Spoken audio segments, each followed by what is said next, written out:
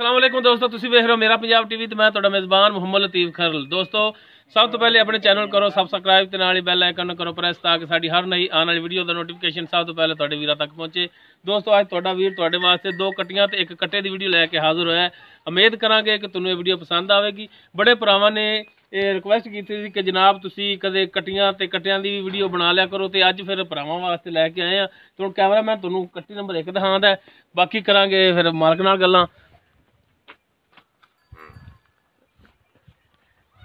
है एक सफैद एक काली, मत्था दा थोड़ा जहा सफैद है, छोटा छोटा सिंह है, खुंडा सिंह थोड़ी नजर सामने माशाल्लाह। चार चार उंगल दे पशम है, मुकम्मल है इसका कद, मुकम्मल है इसका पुट्ठा।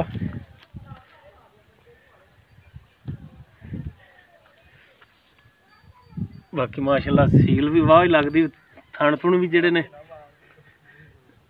पूरियां विरलां ते ने। हाली तो वैसे ही कट्ठी जी होते खड़ी हुई है, थण भी सोहना लग्या है।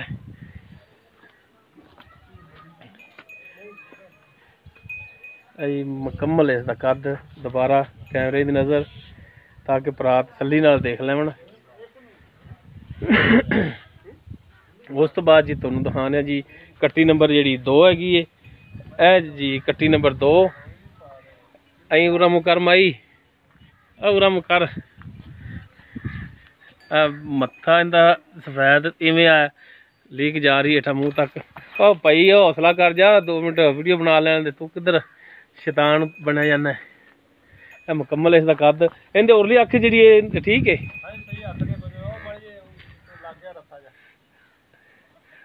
पानी वगदा पिया।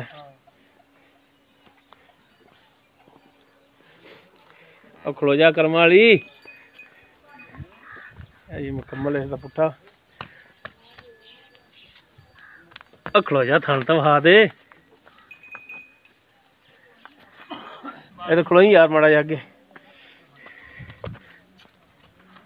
लो जी तसल्ली कर लो जी थना दी। इहदी भी माशाल्लाह पूरियां विरलां ते थन ने, सोहना थन लग्या है। ते नाल ही भरावां ने एक जिहड़ा कट्टा है माशाल्लाह सोहना कट्टा है, मुकम्मल इहदा कद है जी। छोटा छोटा सिंह, काला स्याही मत्था इहदा, कालियां स्याही अखां। मत्थे ते सिर्फ चंद वाल उत्ते जिहड़े हैगे ना सफेद ने, शायद नज़र आ रहे होण, 15-20 होने ने। ते कट्टा भी इन्हां ने सेल करना है। चल लो जवान तुर के वहा।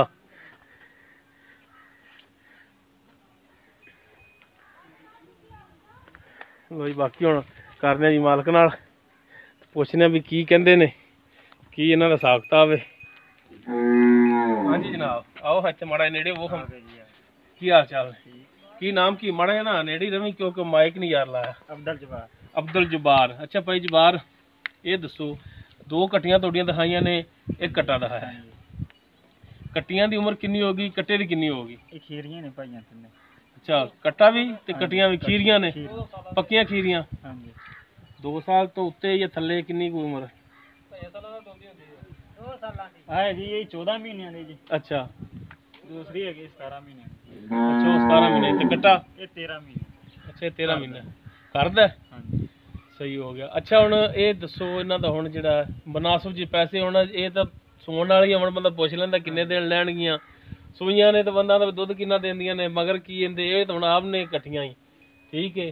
ते अगे हो जा माड़ा नेड़े हो।